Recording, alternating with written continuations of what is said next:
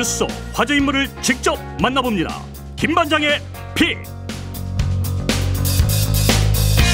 오늘 김반장의 픽은 문재인 정부에서 청와대 비서관과 대변인을 역임하신 분을 모셨습니다. 박경미 전 의원이신데요. 최근까지 국회의장 비서실장으로 여야의 갈등을 조정하기 위해서 애쓰셨던 분입니다. 만나보죠. 어서 오십시오. 네, 안녕하세요. 네, 방송 출연 오랜만이시죠? 네. 네. 후쿠시마 오염수 방류가 시작이 됐는데 네. 대통령이 말이 없습니다. 네. 바로 전직 대통령과 함께 청와대에 계셨던 분이셔서 아마 이 상황 더 주의 깊게 보고 계실 것 같은데 어떠십니까?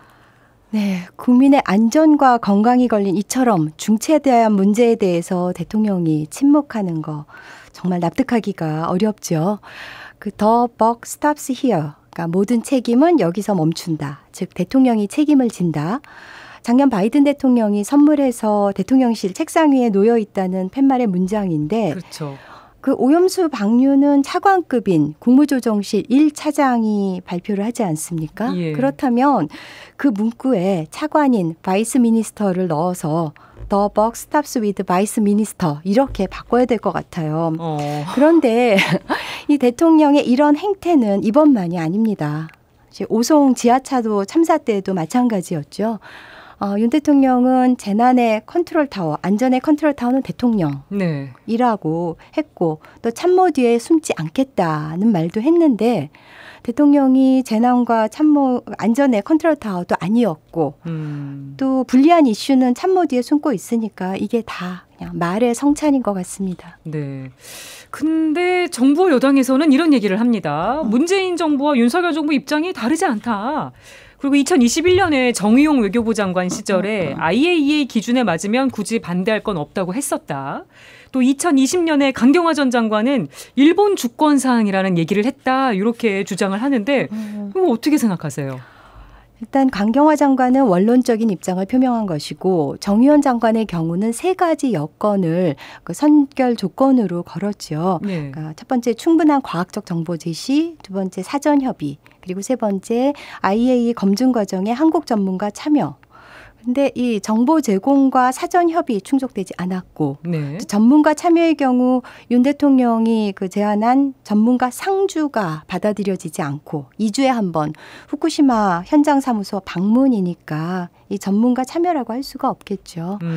그뿐만 아니라 요즘 또 그 대통령실 예산으로 네. 유튜브 홍보 영상 제작까지 지원을 했고 제 주변에는 보았다는 사람 하나 없는데 그 1,600만이라는 그런 조회수도 석연치가 않습니다. 예.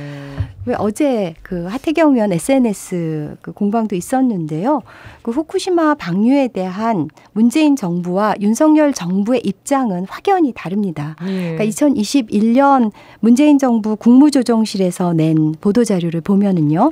강한 유감 표명, 또 일본의 오염수 해양 방출 결정에 단호하게 반대 이렇게 명시되어 있습니다. 예. 그런데 2023년 윤석열 정부의 국무조정실 보도자료를 보면 IAEA와 지속 협력하고 또 뭐 안전한 처리를 위한 책임 있는 대응을 촉구할 계획 정도로 되어 있지 유감, 반대 이런 단어는 찾아볼 수가 없습니다. 예, 그러니까 명백히 다르다는 점을 지금 네. 다 설명을 해주신 거예요. 네, 그리고 또 여당의 태도 변화도 제가 지적하지 않을 수 없는데요. 조태영 국가안보실장이요. 21년 당시 국민의힘 의원으로 결의안을 냈어요. 후쿠시마 원전 오염수 방류 결정 규탄 결의안. 근데 여기에 이름을 올린 16명의 분들 보면 박진 외교부 장관, 네. 또 김기현 국민의힘 당대표 포함되어 있습니다. 그리고 제가 발언 하나 소개해드리고 싶은데요. 바다를 공유한 인접국과 국민에 대한 폭거를 엄중히 규탄한다. 누구 발언일까요? 그러게요. 이게 지금 뭐 민주당의 발언일까 싶지만 원희룡 국토교통부 장관이 21년 당시 제주지사로서 한 기자회견 내용입니다. 예. 또 박형준 부산시장 그 오염수 방류 철회를 요구하는 성명서를 일본 총영사관에 전달을 했고요. 이렇게 두 얼굴을 가진 정치인을 저는 국민들께서 용납하지 않으시리라 생각합니다. 정부와 여당의 입장이나 발언들이 많이 달라졌다는 그럼요. 점을 좀 지적을 해주신 네. 것 같은데 네. 뭐 지금 오염수 건에 대해서 얘기를 해주셨습니다만 뭐 꼭 오염수뿐만 아니라 전반적인 외교적 사안을 다룰 때 문재인 정부와 윤석열 정부 어떻게 좀 차이가 있다고 보십니까? 일단 문재인 정부는 외교를 통해서 주고받고 하면서 실익, 국익을 챙겼는데요. 윤석열 정부는 그냥 협상을 해서 받아낼 거 받아내지 못하고 그냥 통째로 갖다 바치는 글로벌 호구가 되어 있습니다. 제가 좀 순화된 표현을 써야 하는데. 네.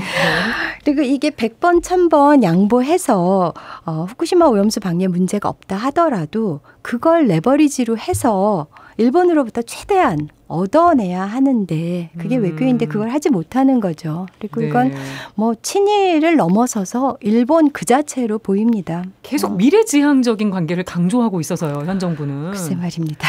네. 그리고 이 대통령실이 국민 건강을 지키는 거는 뭐 정치적 선동이 아니라 과학이라고 어제 이제 얘기를 했는데 사실 많은 과학자들이 그 알프스를 통해서 걸러지지 않는 삼중수소 문제를 지적하고 있지 않습니까? 네. 그 삼중수소의 경우는 저준이라 하더라도 유기물과 결합해서 이제 체내에 축적이 되고 또 먹이사슬에서 플랑크톤부터 큰 물고기까지 그 삼중수소에 노출되고 또 인간이 그걸 먹었을 때 장기간에 걸쳐서 어떤 영향이 나타나는지는 과학적으로 검증이 되지 않았습니다. 그래서 윤석열 정부가 좋아하는 그 과학을 과학을 생각하더라도 마찬가지 결론입니다. 네, 외교적인 사안에서 그렇게 보신다면 국내 현안은 지금 윤석열 정부 어떻게 좀 가고 있다고 보십니까? 제가 이제 수학을 전공했거든요. 네. 수학 교과 교수를 했고 그래서 윤석열 정부와 문재인 정부의 차이를 미적분으로 한번 설명을 해볼까 하는데요. 네. 앵커께서도 학창 시절 미적분 배우셨죠? 다 어렵다는 선입견을 갖고 계실 텐데 사실 아이디어는 간단해요. 미분은 미세하게 나누는 것이고 적분은 미분한 것을 쌓아가는 그런 과정인데요. 윤석열 정부는 미분의 정치. 문재인 정부는 적분의 정치 이렇게 비유하고 싶습니다. 완전히 다르다. 네, 그러니까 윤석열 정부는 매사 노골적인 편가르기로 국민 분열을 조장하고 있잖아요. 최근에는 뭐 반국가 세력 그리고 공산 전체주의 운운하면서 국민을 갈라치게 하는데요. 그 밖에도 또 얘는 많죠. 뭐 노동진영을 적대시하고 노조 탄압하면서 경제주체 편가르기. 또 부자 감세로 가진 자와 그렇지 못한 자의 편가르기. 또 여성가족부 폐지를 추진하면서 성별 편가르기. 그에 반해서 문재인 정부는 적분의 정치를 펼쳤다고 할 수 있습니다. 그러니까 여야정 상설 협의체요.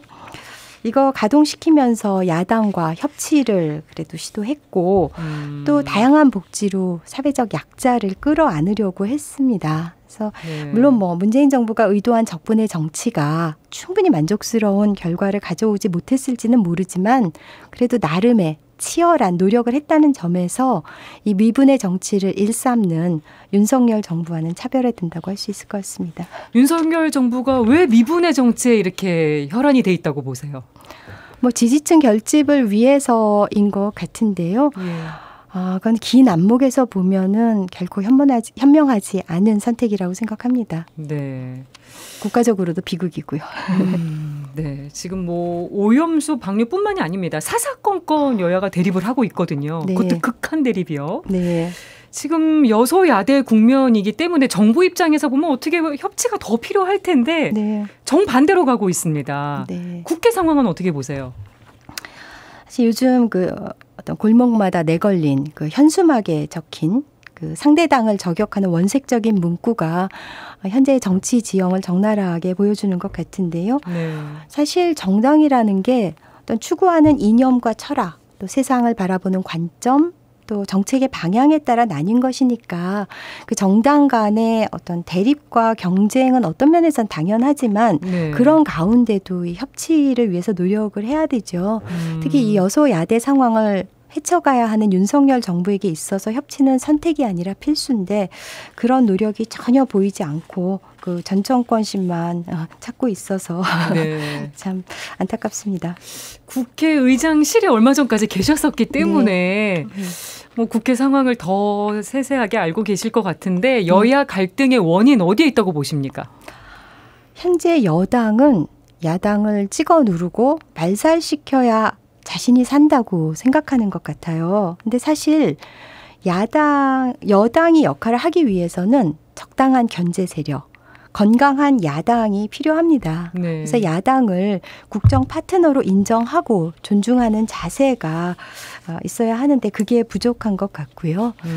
이 정치의 출발은 서로 다르다는 것에 동의하는, 그래서 agree to disagree라는 네. 그런 표현을 쓰는데요.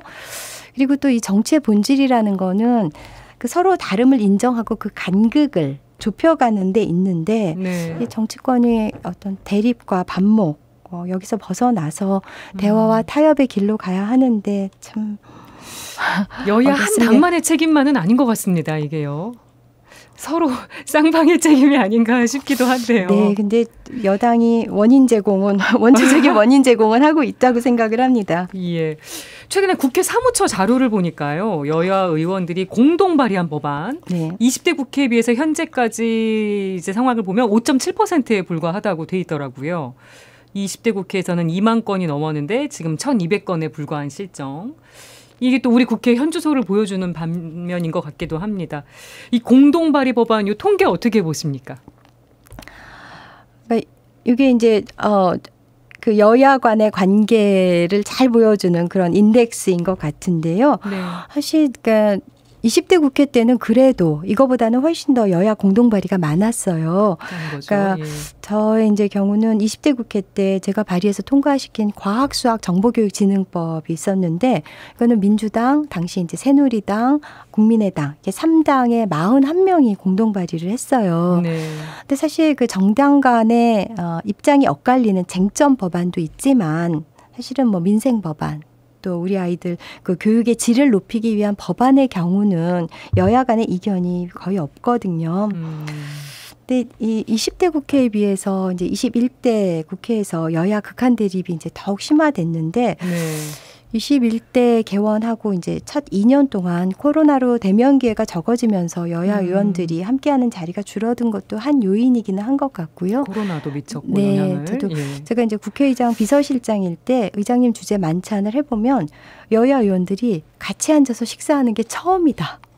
그 정도. 네, 지금 이제 3년 4년 차 들어가는데 그런 정도로 교류가 단절되어 있습니다, 현재.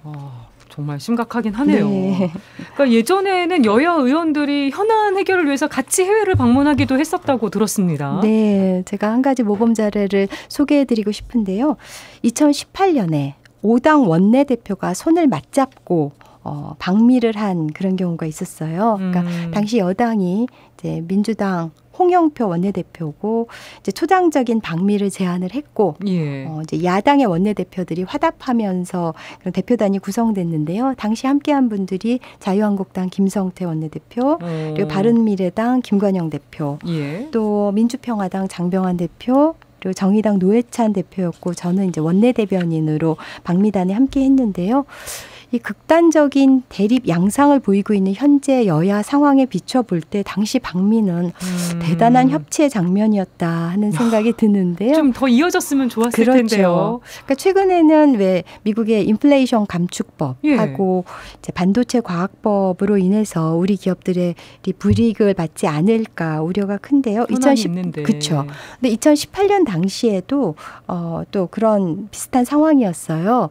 그러니까 우리나라 자동차 수출에 심각한 타격을 주는 무역 확장법이 그때는 이슈였는데 여야 원내대표들이 같이 가서 5분이 미국 의회 지도부 또 행정부 싱크탱크 관련자들을 만나서 한국 자동차가 네. 무역 확장법 조치 대상이 되지 않도록 그렇게 한 목소리를 냈었습니다. 그래도 네.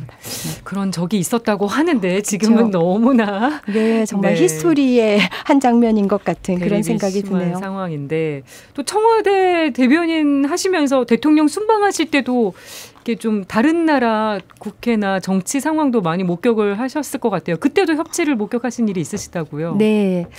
제가 2021년 가을 로마에서 개최된 G20 정상회의 그때 그 계기에 한국과 독일이 정상회담을 했는데요. 회담장에 들어가니까 메르켈 총리 옆에 차기 총리로 선출된 그 숄츠가 앉아 있었어요. 그러니까 메르켈이 이제 숄츠를 소개하고 발언 기회를 줬고 또 이제 중간 회담하다가도 이 사안에 대해서는 숄츠가 답하는 게 좋겠다라면 네. 이게 재차 발언 기회를 줬어요. 우리나라 같으면 굉장히 보기 힘든 광경입니다. 그러니까 이 메르켈 총리가 이제 후임자가 세계 정상들과 이렇게 긴밀한 관계를 이어갈 수 있도록 끝까지 최선을 다하는 그런 아름다운 뒷모습이었는데요. 아시다시피 메르켈은 중도 우파인 기독민주당이고 숄츠는 중도 좌파인 사회민주당이니까 말하자면 여야. 당이 다른 그쵸. 것뿐만 아니라. 근데 이제 정적이 아니라 정말 협력 파트너로 보였고요. 이게 독일이 그러니까 다양한 이념적 기반의 정당이 이렇게 조화롭게 병존하는 다당제 국가잖아요. 그리고 연정의 역사가 깊은데 그런 안정적인 정치 문화를 보여주는 장면이었던 것 같습니다. 네. 문 전 대통령이 프란치스코 교황 만났을 때도 좀 그런 모습이 보였던 것 같기도 한데요. 네. 그 프란치스코 교황님 만나셨을 때 얘기는 제가 또 기회가 되면 길게 한번 풀어드리고요. 그때 근데 참 지금 어쨌든 용산 대통령실은 그런 모습이 보이지도 않고 보이지도 않을 것 같다는 게 좀 우려스러운 부분인데 윤 대통령이 취임 후 지금까지도 야당 대표를 안 만나고 있잖아요. 네, 집권하고 지금 1년 3개월이 넘었는데도 야당 대표를 만나려는 시도조차 하지 않고 있는데요. 윤 대통령이 당선 인사에서 의회와 소통하고 야당과 협치하겠다고 말했는데 그 말이 정말 무색한 거죠. 그리고 저는 이 야당 대표를 만나지 않는 거는 이재명 대표 한 명에 대한 비토를 넘어서서 그 이재명 대표를 지지한 47.83%의 국민을 외면하는 일이라고 생각을 합니다. 그리고 제가 순방 때 있었던 사례를 한 가지 더 소개해드리고 싶은데요. 2021년 12월에 문재인 대통령께서 이제 호주를 국빈 방문하셨는데요. 당시 야당인 노동당의 알바니즈 대표를 접견하셨어요. 그러니까 지금은 이제 알바니즈가 총리가 되었습니다. 작년 5월 총선에서 노동당이 이기면서요. 근데 왜 그 야당 대표를 접견하시게 됐냐면 그 호주를 방문하는 국빈은 야당 대표를 만나는 게 어떤 그냥 하나의 전통이에요. 그래요? 예, 선택사항이 아니라 그런 어떤 전통에 따라서 마련된 일정이었는데요. 그러니까 당시도 이제 현직인 모리슨 총리는 중도 우파인 자유당 출신이고 알바니즈 대표는 중도 좌파인 노동당 출신이었는데요. 당시 제가 이제 그 알바니즈 대표와의 그 대화를 듣고 있으니까는 이게 국정을 운영하는 총리와의 면담인지 야당 대표 접견인지 헷갈릴 정도로 아주 진지한 미래지향적인 논의가 이루어졌어요. 심지어 이렇게 외국 국빈도 야당 대표를 만나게 되어 있는데 자국의 대통령이 1년 3개월이 넘도록 야당 대표 만나지 않는 거 이거는 온당치 않죠. 여야 원로들이 나서서 만남을 주선해보겠다 이런 얘기도 나오기도 하는데 언제 실제로 만남이 이루어질지는 좀 지켜봐야겠습니다. 끝으로 총선 얼마 안 남았는데 계획 갖고 계십니까? 네, 뭐 내년에 의미 있는 시도를 해보려고 합니다. 네, 알겠습니다. 김반장의 픽 박경미 전 청와대 대변인과 얘기 나눠봤습니다. 오늘 나와주셔서 고맙습니다. 네, 감사합니다.